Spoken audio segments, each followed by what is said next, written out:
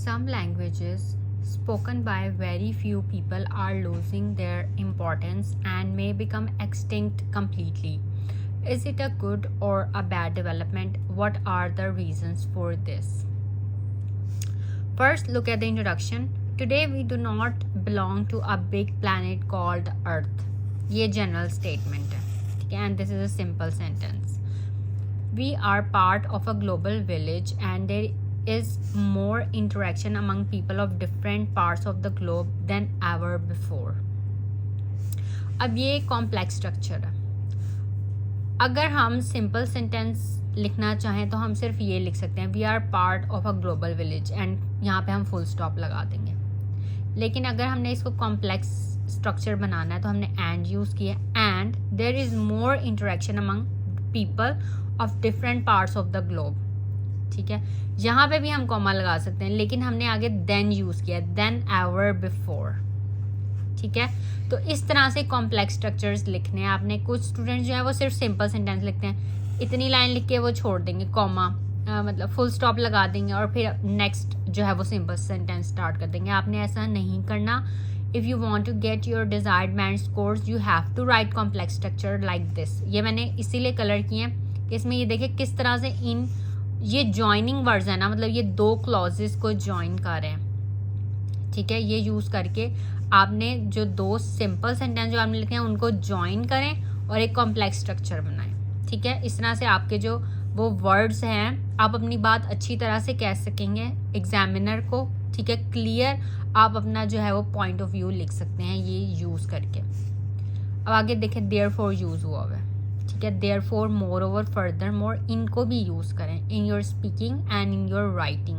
ठीक है, ये वाले वर्ड्स ऐसे हैं जो आप अपने हर एस्से में यूज़ कर सकते हैं. अब इनको ध्यान रखना है कि आपने किस तरह से इन वर्ड्स को अपने एस्से में यूज़ करना है, किस तरह से इन वर्ड्स को यूज़ करके आपने कॉम्प्लेक्स सेंटेंसेस लिखने हैं, कॉम्प्लेक्स स्ट्रक्चर्स लिखने हैं. Therefore, for easing communication only those languages are surviving which are spoken by more number of people. अब देखें ये भी कॉम्प्लेक्स स्ट्रक्चर है, विच को मैंने इसमें कलर किया. दिस ऐसे intends to analyse the reasons behind this phenomena. This is both a negative as well as a positive development. On the positive side, the increasing use of some languages is easing communication among people. For example, English जो है वो 86 countries में बोली जाती है, and French is French in around 33 countries. तो examples देने के लिए आपके पास थोड़ी बहुत इंफॉर्मेशन भी होनी चाहिए.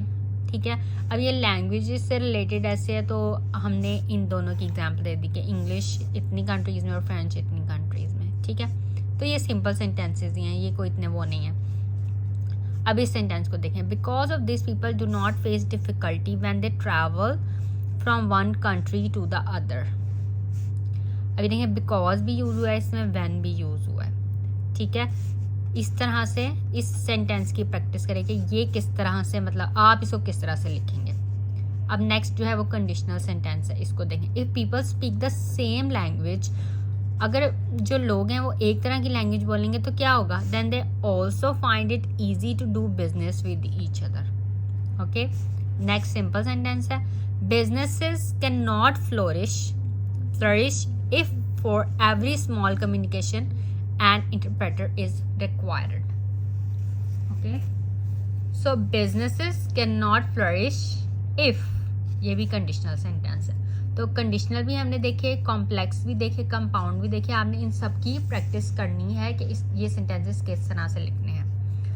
Nowadays we belong, इसमें भी मतलब ये कंपाउंड और सिंपल सेंटेंसेस, ये रीड दिस बॉडी पैराग्राफ और इसको रीराइट करने की आप कोशिश करें. हम अगले सेंटेंसेस अपने देखते हैं. अब इस सेंटेंस को देखें, if languages die out then culture also dies out. If और देन का यूज हुआ है. ठीक है, ये भी कंडीशनल सेंटेंस है. Moreover we all enjoy life on this planet because of its diversity. If diversity decreases then boredom sets in and the earth becomes a dull and boring place to live in. ठीक है, तो ये conditional sentences हैं, इनके structure को देखें और खुद भी इनको लिखने की कोशिश करें. To conclude, it could be said that the increase in use of a few languages and the decline of others is both a positive as well as a negative development. This situation is an inevitable sequel of globalization.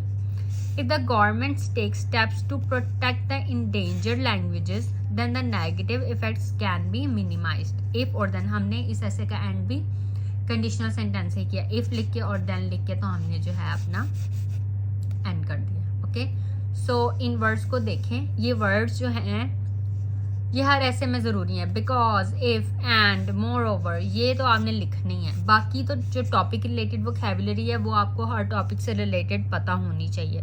ठीक है. So that's all for this video. If you have any questions you can ask me.